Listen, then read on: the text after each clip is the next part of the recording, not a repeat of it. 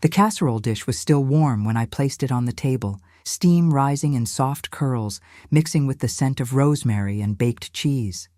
I reached for a roll, smiling lightly, and said, "Remember that summer at Bear Lake?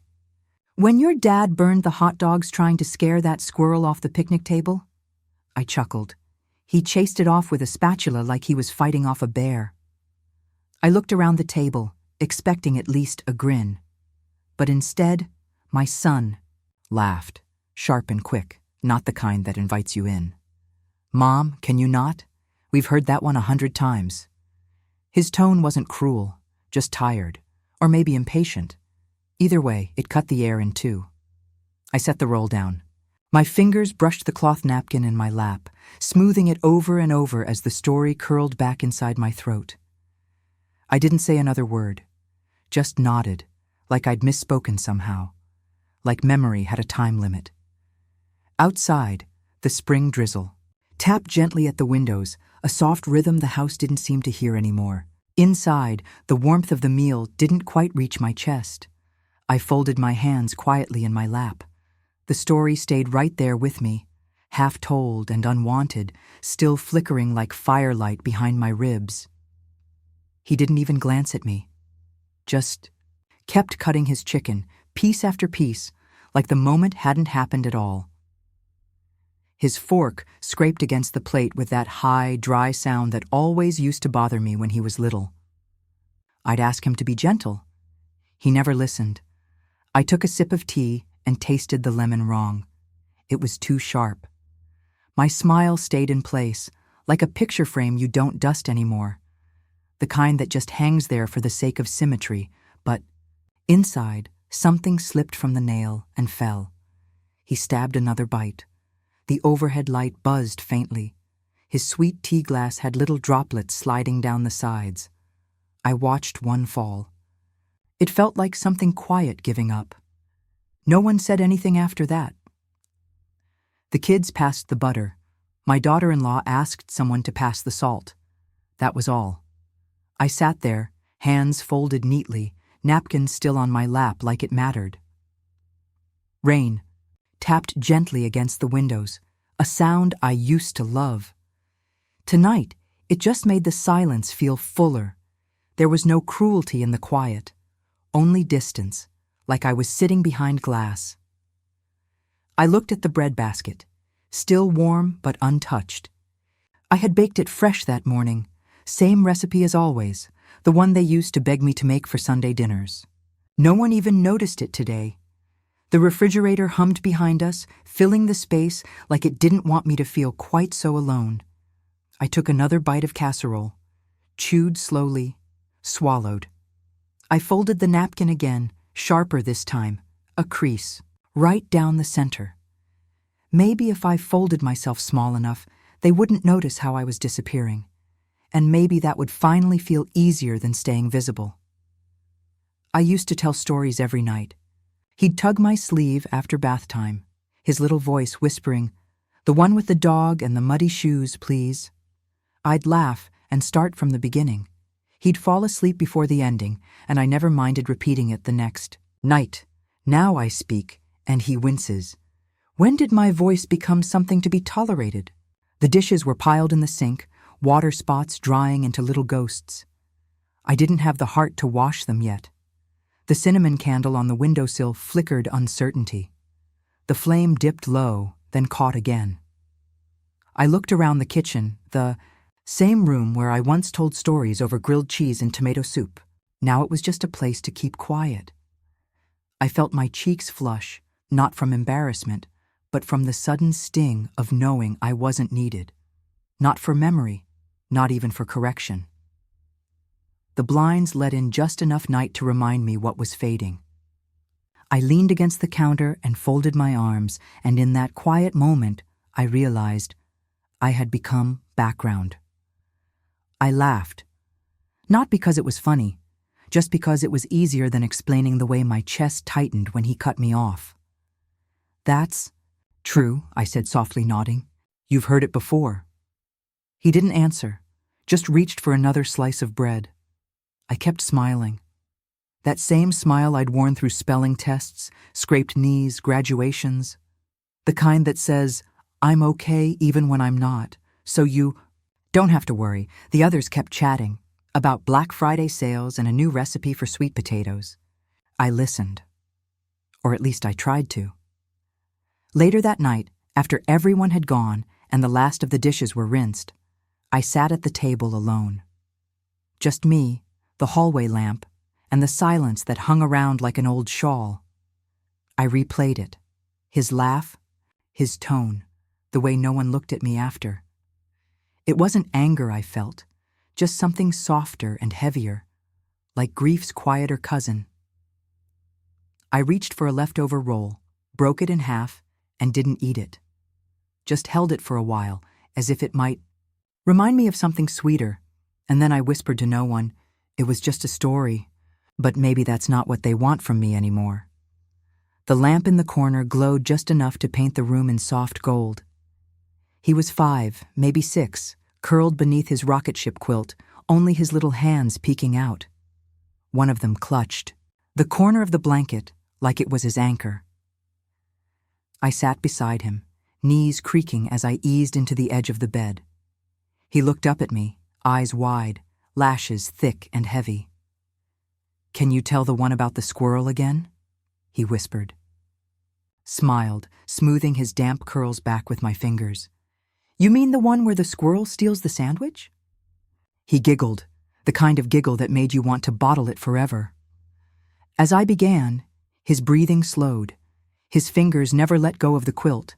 I could feel his little chest rise and fall beside me, warm and trusting. My voice softened until it was more breath than words, and just like that, he drifted off. Back then, my words were enough to keep the monsters away. Back then, I was magic. Tell me the firefly one, he'd whisper every single night that summer. I never needed to. Ask which one. He meant the one about the forest, where fireflies blinked secret messages through the trees. Where the brave little girl found her way home by following their glow. I'd settle into the creaky old rocking chair by the window, the breeze fluttering the curtains. Crickets chirped like background music, steady and gentle. You remember? How it starts, I'd ask. He'd nod, eyes already half-lidded. She was lost, but not scared, and I'd begin. There was a rhythm to it, one I never had to think about. My pauses landed in all the right places, like the story had stitched itself into my throat. Funny how those tiny moments meant everything. Funny how the story stayed, even after the asking stopped. The light filters differently now. Morning sun, through lace curtains, quiet and warm. The nursery became my sewing room years ago, but some pieces never truly changed. The bookshelf still leans under the weight of fairy tales, some with his tiny crayon marks on the spines. I keep telling myself, I'll clean it up, but I don't. The rug has a faint orange stain from the time he spilled juice when he was 4. I covered it with a basket of fabric scraps. Doesn't matter. I still see it. I walk barefoot here most mornings. Maybe that's a habit, or maybe it's my way of staying close to what used to be, when the floor creaked under bedtime dances, and lullabies echoed against the pale blue walls. Now it's bolts of fabric, spools of thread, and my notebook tucked in the corner. But when I open that door, I still half expect to hear his tiny voice asking for a story. I pretend it's just a room, but my heart remembers every bedtime. There was a time he believed everything I said. If I told him the moon followed us home, he'd wave to it from the back seat. If I said dragons were real in certain forests, he'd ask if we could drive there, someday. He believed in love, too, because I told him it could fix things. That kindness could win, even in the worst stories. And he'd nod like it was fact. That kind of belief. It made me feel taller somehow, like I was more than just mom. I was a keeper of truth, a builder of worlds. His eyes lit up when I spoke, and that light gave me purpose. This morning, I sat by the window, tea gone cold beside me. Outside, the birds chirped like they didn't know anything had changed. I stared at the chair where I used to hold him, where he'd curl into my lap and ask questions I could still answer. Now he asks others. Google, probably. I didn't realize how much I'd miss being someone's first truth, until I wasn't. I keep it folded at the foot of the guest bed, the old quilt with the rockets and stars. It's faded now, worn soft from all the washings and nights it held him warm. Sometimes when no one's visiting, I walk into that room just to feel the silence. I sit on the edge of the bed and run my fingers along the seams. I stitched some of those myself, back when a tiny tear seemed like the biggest emergency of the day. Every square feels like a chapter, stories told beneath it, whispered, when he was too scared to sleep.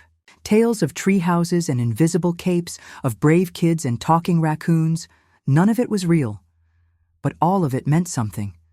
I don't write his name on things much anymore, but I think, in some ways, I wrote him into the folds of that quilt. A promise tucked inside every corner, that no matter how old he got, I'd never stop being the voice that steadied him. And even now, when I close the door behind me, I whisper, "Good night, sweetheart." Just in case some part of him still hears me, I turned on the lamp, the old brass one Charles bought me at that little antique store in Vermont. I remember him saying, "Now you'll have no excuse not to write that book." We laughed. I said, something about needing inspiration first. Tonight, I didn't need inspiration. I needed permission. And somehow, that old lamp gave it to me. The amber glow curled over the pages like it remembered too. No sharp light, no judgment, just warmth, like a soft hand on my shoulder. I sat down at my desk tucked by the window, my knees aching as I bent. The chair gave a little creak. The air smelled faintly of old paper and the lavender lotion I still keep in the drawer. I didn't know what I would write.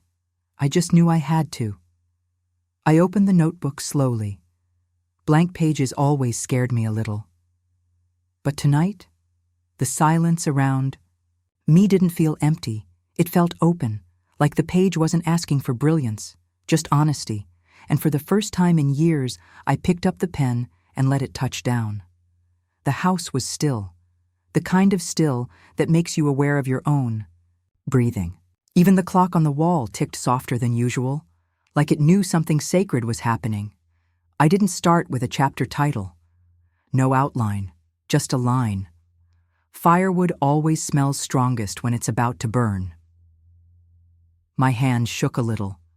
After I wrote it, I looked at the sentence like it belonged to someone else, but it didn't. It came from me, from the quiet space inside my chest where words had lived with nowhere to go. His voice still echoed, that dismissive chuckle, "Mom, stop with the stories." I paused, the sound of it still sharp in my memory. But the ink on the page began to drown it out. I dipped the pen again and kept going. Each word felt like an exhale I'd been holding too long.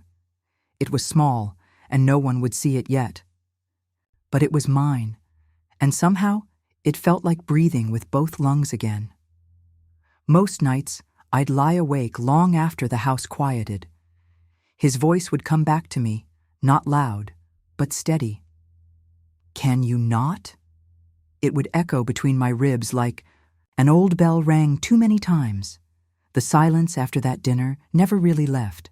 I'd roll over, eyes open in the dark, chest full of all the things I didn't say. My hands would ache with the urge to write, like the words were pressing against my palms, begging for a way out, so I began to rise, carefully so the floorboards wouldn't creak too loud. I'd slip my notebook from the nightstand, grab the pen, and tiptoe down the hall. The peppermint tea from earlier still sat by the stove, steeped too long, cold but comforting in its own way.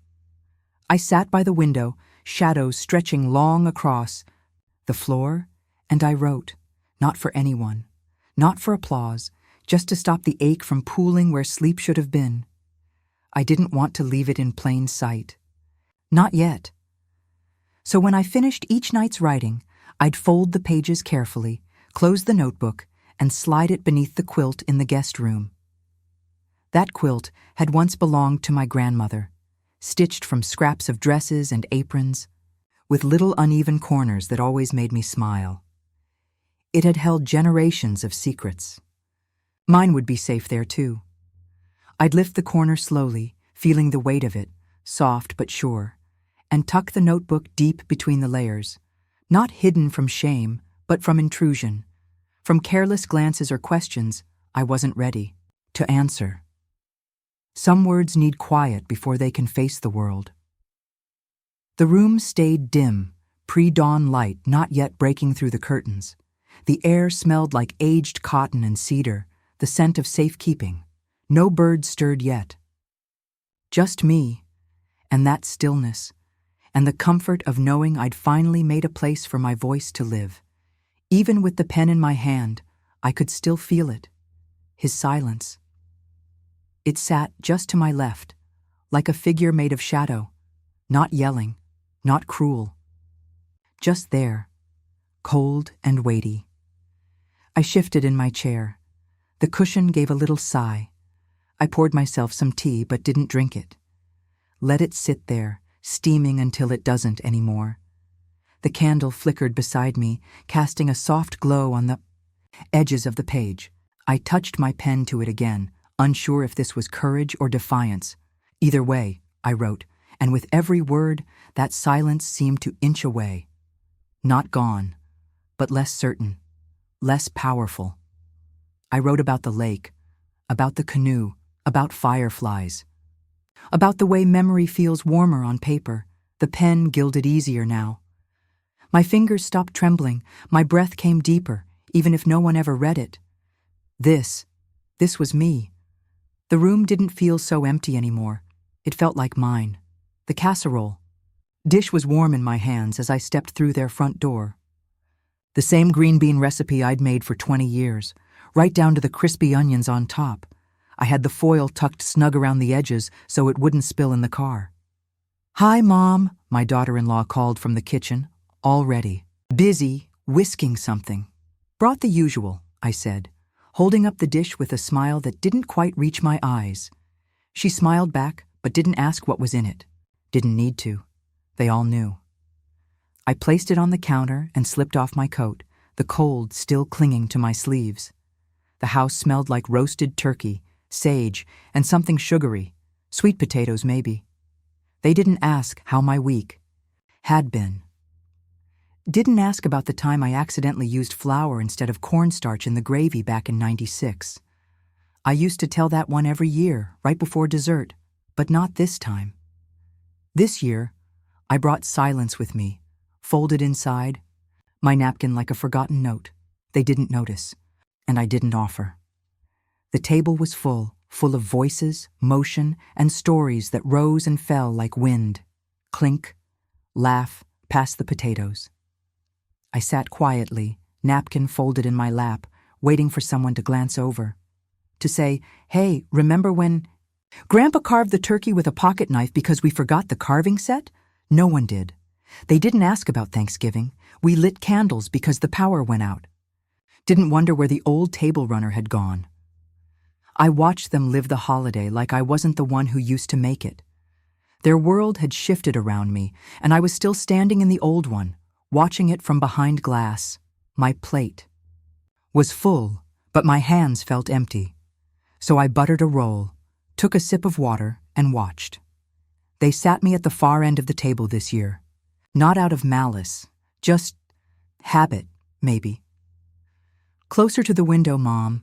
Better light," someone said. I nodded. I could see the bare trees outside, branches shaking in the wind. When I leaned a little, my breath fogged the window, then faded, proof that I was still here. My napkin lay neat in my lap, folded just so. I reached for the cranberry sauce, then didn't. My plate was colorful, untouched. I smiled anyway, because that's what we do. They were telling the story about the raccoon in the attic again, the one I used to tell, every year, down to the day. Only this time, the dates were wrong. The names are a little jumbled. I opened my mouth to gently correct them, but the gravy boat was already mid-pass. the laughter already rolling, so I closed it, chewed my turkey slowly, reached for water instead of another roll. I watched them rewrite my stories into something looser, fuzzier, and no one noticed. No one asked, "Is that how it really went, Mom?" They didn't need me to tell them anymore. That hurt more than I expected. I smiled.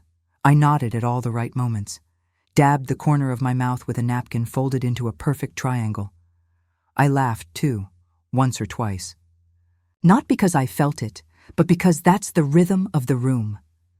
The sun slipped lower, casting everything in amber and shadow. From the next room, the fire crackled softly, like a memory that hadn't quite gone out. Pumpkin pie was on the counter.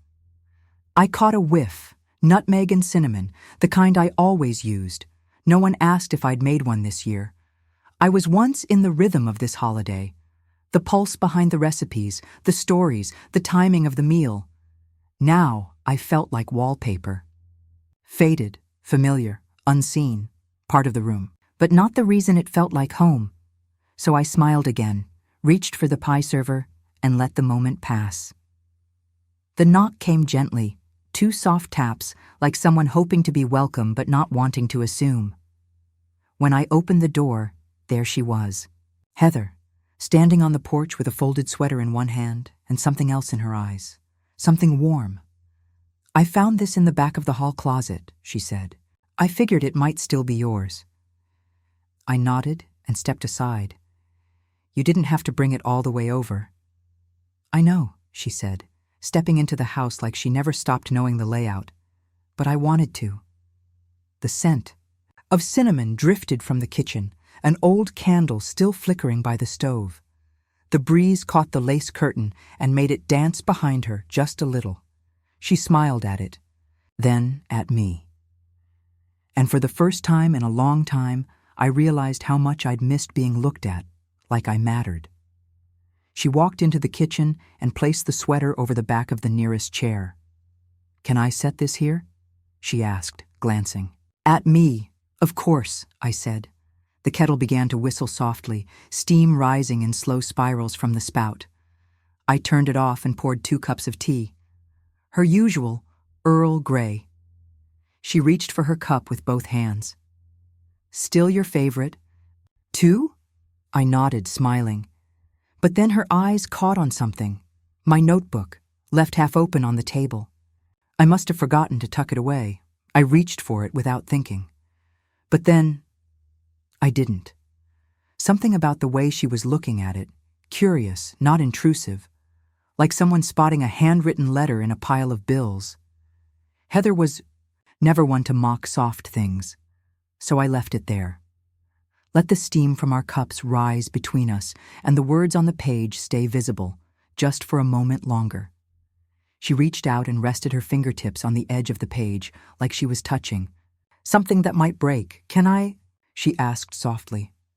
I nodded, breath caught somewhere high in my chest. She began reading slowly. Her eyes moved carefully across the lines, lips parting slightly, as if she were tasting each word. The room stayed still around her, the clock ticking. Slowly, the refrigerator humming faintly. The pages made the quietest sound as she turned them, like breath slipping through leaves. Then she stopped. Page 3. Her hand lingered on it, holding it open like it held a secret. When she looked up, her eyes shimmered, not with politeness, but with something more honest, more vulnerable. "Did you write this?" she asked. I swallowed. "Yes," I said. It barely made it past my lips. "A little here and there, nothing serious." She didn't say anything at first. Just looked down at the page again, her expression softening. It was the kind of silence I didn't want to run from. I waited, not for praise, not really, but for that little chuckle people give when they're being kind, but don't quite mean it, or the way they change the subject, gentle but dismissive. I stared down at my teacup, hands wrapped around it for something to do, but Heather didn't laugh. She didn't shift away. She leaned in, elbows resting on the table, her voice steady. And sure, this, she said, letting the page settle, this could be a book. I looked up, blinking.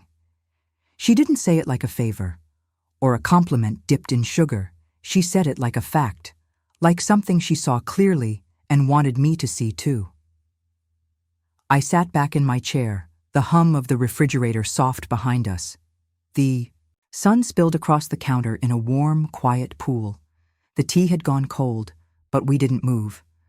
Her belief reached into something I didn't know was still waiting to be touched.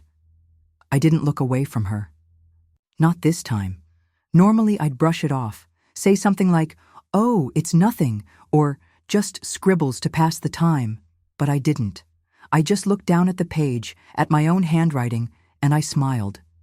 It wasn't a big smile, just enough to loosen something that had been tight for a long time. "I used to dream about writing," I said quietly. "Back when the kids were little, before life got so loud." She didn't interrupt. She just listened, eyes soft. "I guess I thought that dream had an expiration date," I added, tracing the edge of the paper with one finger. "Didn't think anyone would ever want to read what I had to say." Heather reached for her tea, again nodding slowly. "I do." Golden light spilled across the floor, catching dust motes mid-air like they were clapping in slow motion. The air smelled like paper and something else, something waking up. I touched the edge of the page again, this time not to hide it, but to feel it. Maybe I wasn't ridiculous. Maybe, just maybe, I was a storyteller. Most afternoons, right after lunch, I'd light the fire. The snow would already be falling outside in those soft, steady flurries, the kind that don't rush you, just settle gently into the day. I'd fold the same blanket over my knees, tuck it in, and ease into the armchair by the hearth with my notebook and pen. The room would fill with the scent of pine and a hint of citrus from the dried orange peels I kept in the kindling basket. Little things, but they made the house feel alive. I didn't need company, not anymore. The crackle of the logs, the scratch of my pen, the whisper of snow against the windows, that was all I needed. The flames danced slowly like memory does, warm, flickering never quite still. I'd stare into them between sentences, letting the fire show me which moment to pull next from the folds of my mind. That chair, that fire, that quiet, they held me, they listened, and they never once told me to stop with the stories. There were things I never said out loud, not because they were shameful, just sacred. I wrote about giving birth without anyone waiting outside the door. I wrote about those early mornings when the house was still, and I thought maybe the letters would come that day, but they never did. And still, I waited. I wrote about dancing barefoot in the kitchen with red wine and a man who wasn't afraid, to cry when the music got too soft. No one ever asked about those things. Not my son, not his wife. They asked about recipes and school pickup times.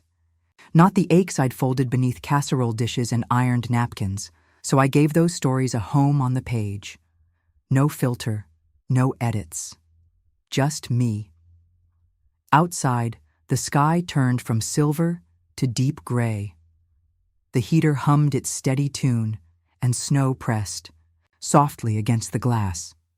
I kept writing, because even if no one asked, those pieces of me still mattered. At first, every word felt like stepping on cold tile with bare feet. My pen hovered, second-guessing every line. But then, something loosened. The stories started pouring out, not perfect, not polished, just honest. I didn't stop to fix a sentence, didn't reread, just wrote. It felt like pulling thread from a long, tangled spool, and suddenly, it flowed, like it had been waiting all this time for me to finally believe it deserved to. The ink stained my fingers. The pages curled slightly from how tightly I held them, but I didn't stop. I didn't need permission anymore. I sat at the kitchen counter, the snow outside falling thick and white. The house was quiet, except for the soft hum of an old song drifting. From the radio, something from the 60s, slow and filled with longing. Heather had given me the address of a small press she knew. Said they liked pieces with heart, so I printed 3 of my favorite pages, folded them neatly, smoothed each crease like I was tucking in a child for bed. The envelope was heavier than it should have been. As I sealed it, I noticed my hands were trembling.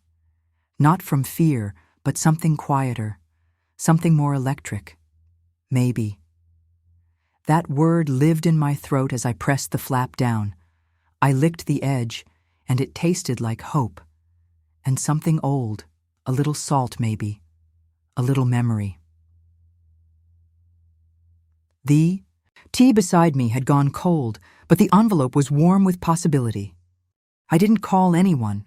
I didn't tell Heather. I didn't mention it to the woman at the post office who usually chats about the weather. I just bundled up in my coat and scarf, slipped the envelope into my purse, and walked to the mailbox at the end of the icy path. The snow had settled into firm, glittering patches beneath my boots. They crunched with every step. Breath puffed soft and white in front of me. The mailbox creaked when I opened it. I slid the envelope in and let the door fall closed with a soft metallic clank. That was it. I turned around, walked back up the path, and let the cold nip at my cheeks like a quiet reminder. This moment was mine. I didn't need approval. Didn't wait for a reply. The echo of my voice was already on the page, and that was enough. The phone rang just as the morning light slipped between the blinds, painting golden stripes across the kitchen floor. I had just poured my coffee, the scent rising gently from the cup beside me. Robins chirped outside, calling out to one another like old friends. I almost didn't answer. Figured it was one of those robocalls or some pharmacy reminder I'd forgotten to cancel. But something nudged me. Instinct maybe, or just habit. I picked it up. Mrs. Callahan? My fingers tightened around the mug. Yes, I said, cautious. This is Lisa from Juniper Press. I just wanted to say, we love it. I didn't speak at first, just stood there, hand to my chest like something might fall out of place if I moved too quickly. She kept talking, saying words like depth and voice and authentic, but I only heard the beginning again. We love it.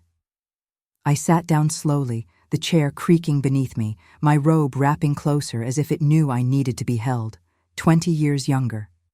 That's how it felt, not because they liked it, though that was nice, but because they saw me. The pages were still warm from the printer, a soft curl at the edges that made them feel almost alive.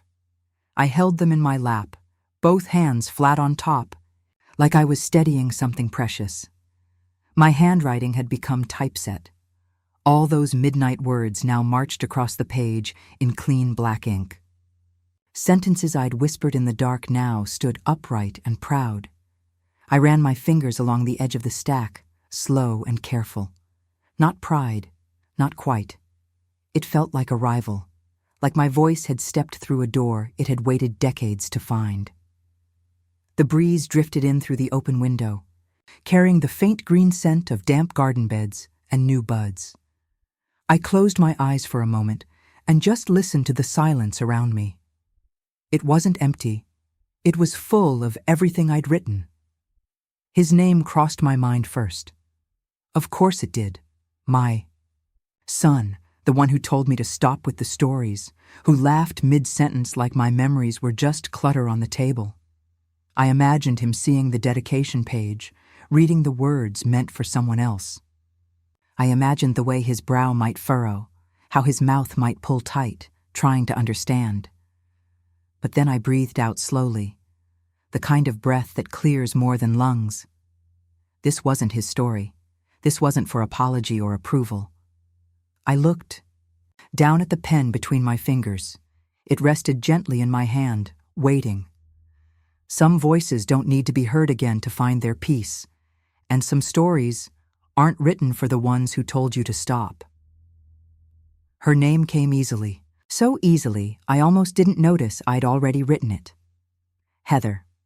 I paused, pen just above the paper, and smiled. Not because she was perfect, not because she owed me anything, but because she listened. She saw the pages, the softness, the trembling. Courage! And she didn't laugh. She leaned in. She believed in a voice I hadn't even believed in yet.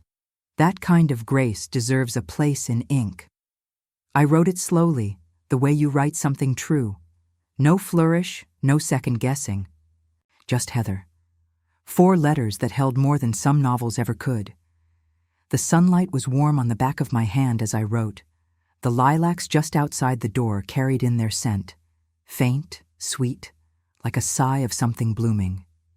The house was quiet, reverent, and in that silence, I wrote her into history. I wrote it softly, carefully, to the one who listened when it mattered most.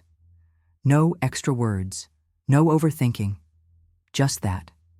It wasn't just a dedication. It was a thank you folded inside every page, a promise to someone who saw me, not for what I used to be or what I gave, but for the voice I still carried. My hand didn't shake. I pressed the pen down a little harder on the last word, sealing it like a stitch in old fabric. I closed the cover, ran my hand across it one last time. My fingertips were smudged with ink, a soft stain that felt like proof. I placed the envelope gently into the center of the table. Outside the window, the buds on the trees were starting to open. Slow, bright, sure. They looked like tiny hands, clapping for something they didn't need to understand. I sat back, breathed in the moment, and whispered quietly to myself, "You did it." And for once, the silence that followed felt like applause. He wasn't looking for it, just passing by the bookstore, hand in hand with someone new. Her scarf blew gently behind her, bright red against the softening sky. They were laughing about something small, I'm sure. A joke shared between people who don't carry history in their silences. But there it was, my book, right in the center of the display, propped up like it had been waiting. The store glowed warm behind, the glass, soft golden light spilling over the rows of titles. A streetlight flickered on above him, and the wind rustled the edge of the sign beside the door. His gaze slid toward the window, probably to adjust his reflection. That's when he saw it. The title. My name. I imagine he stopped walking. Maybe she tugged his hand. Maybe he let it go for just a second. The window held more than books that evening. It held memories, and the echo of a voice he once told to hush. He stepped closer. The evening breeze lifted the edge of his coat as he leaned in. The sidewalk still held the scent of rain, wet stone, fading leaves, something earthy and tired. His eyes landed on the cover first. He picked it up. Hold it. My photo was on the back flap, just me, sitting at the old desk, chin resting lightly on one hand. Not glamorous, just real. I wonder what he thought when he saw it. My name, bold and clean beneath the way title. Did the stories come back to him? The ones he used to interrupt? The ones I told about fireflies, tree houses, a squirrel with a stolen sandwich? Or did he still expect them to stay quiet? He turned the book over in his hands.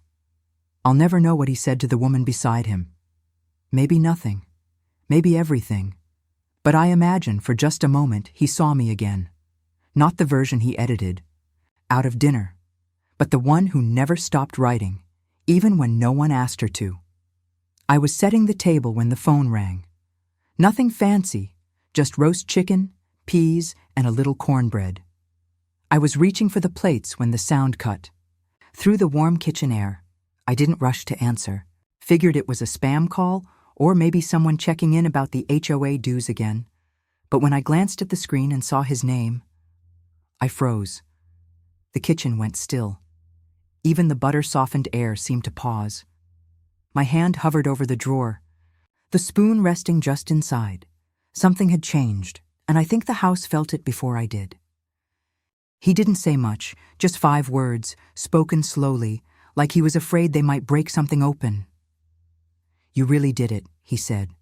His voice wasn't sharp or sarcastic.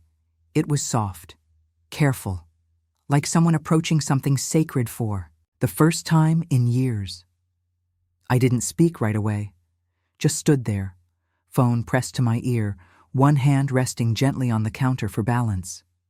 The twilight outside had deepened, shadows settling into the corners of the room.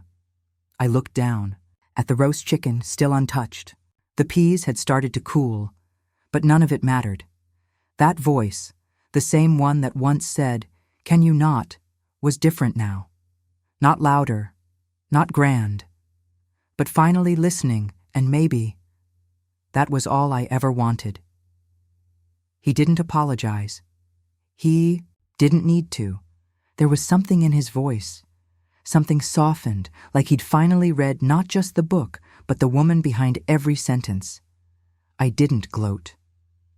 Didn't rub it in or bring it up that night at the table years ago. I just sat there, hand wrapped around a lukewarm mug, feeling warm all the same. Outside, the wind brushed softly against the windows. The room filled with evening shadows stretching, long and low across the floor. A single lamp glowed gold in the corner. No fanfare, just quiet light. Maybe for the first time, he heard me. Not the mother he expected. Not the storyteller he dismissed. Just me. And that, I think, was the real ending. Not the book, not the phone call, but the way something inside him turned its own page and let mine finally be read. The door creaked open just as the kitchen timer went off. I didn't expect flowers, and he didn't bring any. No gifts, no explanations. Just him, standing in the doorway like someone stepping into a space they weren't sure they still fit inside. His shoulders sloped a little more than I remembered. His coat hung loose on him like it had been worn more out of habit than comfort. He met my eyes for a moment, then looked away. "Hi, Mom," he said softly. "Hi," I replied, my voice warm but simple. I didn't ask why he came. I didn't ask how long he'd stay. I just stepped aside. He walked in slowly, carefully, like someone entering an old church, not out of guilt, but reverence, as if memory still lingered in the air. The soft light from the curtains stretched across the hardwood floor, golden and forgiving. The scent of baked chicken lingered in the air, faint but familiar.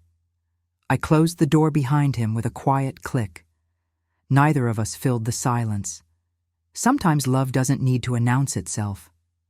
Sometimes it's enough just to show up, and sometimes the silence says everything you hoped it would. We sat across from each other on the old couch, two matching teacups between us, steam curling gently into the soft afternoon light.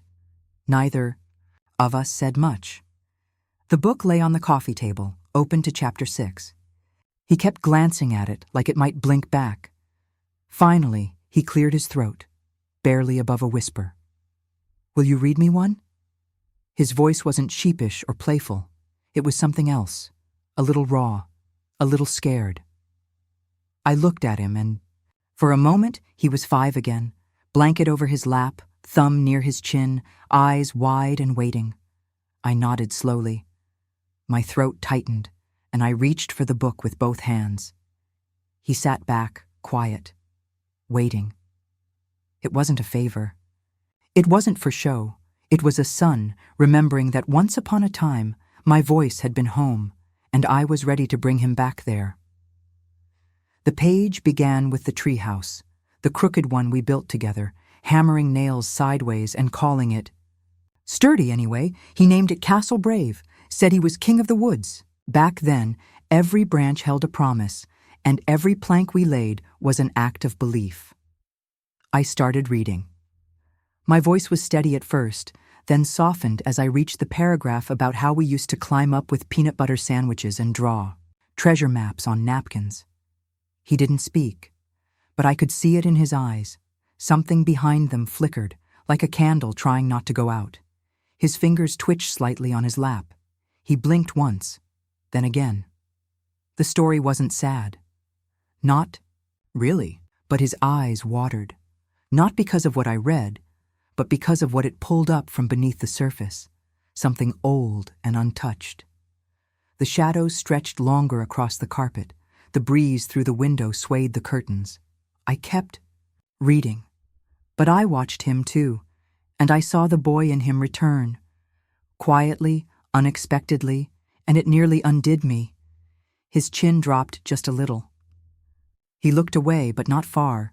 His shoulders trembled, barely, like a breeze moving through tall grass. And then, without a word, he reached for my hand. He held it the way he used to. Not tight, just close. I didn't wipe his tears. Didn't ask, "Are you okay?" I didn't need to. I just let him cry. There wasn't much sound, only the quiet, uneven rhythm of breathing, and the occasional rustle of the blanket as he shifted. A candle flickered low nearby, casting a soft glow on the edge of the couch. Dusk had begun to fold itself over the window panes, turning the world outside a pale blue. I watched the way he let go, finally, of whatever he'd been holding, and I kept holding the space. Not rushing him. Not filling it with words, just letting him rest inside the stillness I never stopped saving for him. The words found their way back to me, like old friends returning one by one. My voice eased into the rhythm, not performative, not rehearsed, just full. Like it used to be, when stories weren't entertainment, but medicine. Each line had its own breath. I paused in the right places. I gave weight to the small details, the way we painted a cardboard flag for Castle Brave, how he once cried because a robin flew away before he could say goodbye. He listened closely. Eyes half-lidded, shoulders finally relaxed. I read until the last line, then slowly closed the book and let it rest in my lap. He didn't say anything at first. He just sat there, hands folded, head turned slightly toward the window. The lamp beside us glowed warmly, casting soft amber across the armrest. Nightfall had begun outside, but inside there was only warmth, and for the first time in years, we both stayed in the same story, all the way to the end. The sunlight slanted across my desk, soft and gold, like it was blessing the paper one last time.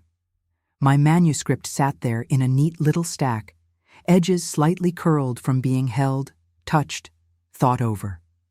For a long time, I used to wonder what would happen if I ever finished it. Would someone clap? Would they care? Would it matter? But now, looking at those pages, I realized something. I never wrote them for applause. I didn't write them to impress anyone, not even to prove something. I wrote them because they had nowhere else to live but inside me, and eventually, I had to let them out. Each page carried a piece of me.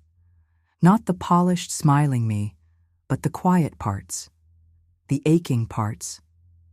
The ones that still remembered certain smells from 1983 or how it felt to be left out of your own birthday dinner. I ran my hand over the top of the stack slowly. The paper was cool under my fingers, but the truth it held was warm. Not trophies, just truth.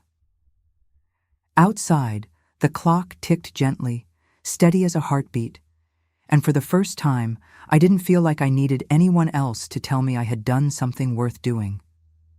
There was a time I waited. Waited to be asked what I thought.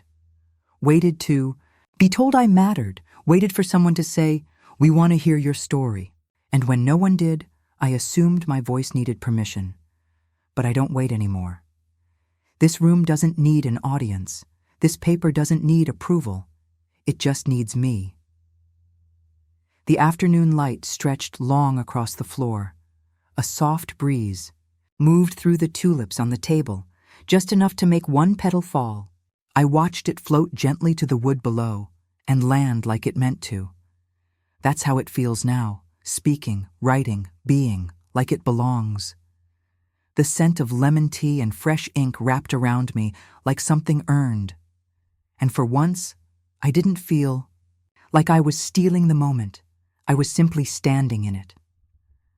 Some nights, Writing was the only warmth I had. The rest of the house would be still, dark corners and a sleeping world. But at my desk, the light stayed on. The notebook waited, always with one page folded back, ready to catch whatever needed catching. I'd wrap my robe tighter, sip my cooling tea, and breathe in the familiar scent of ink, paper, and the faint perfume of dust. And then I'd begin. Tucked myself into those sentences like quilts. They didn't just keep me company, they kept me stitched together. Memory, ache, old laughter, quiet hope. I threaded it all in, line by line. They weren't stories for shelves. Not always. Some were just for me, places to say, this happened, or I felt this, without judgment. I think every woman deserves a place where her truth can breathe. Somewhere soft, somewhere safe. Mine was always between the lines. Even now, when I open that dog-eared notebook and turn a page, I can hear the rustle like a friend whispering, "You're not invisible. Not here." The sun dipped low outside, birdsong fading, night easing in gently. And still, I kept writing, because this was the one place I never had to be quiet.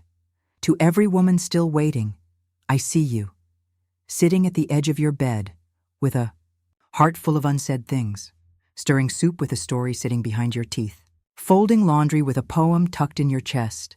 I see you, I was you, waiting for the right moment, the right mood, the right someone to say, now it's safe to speak.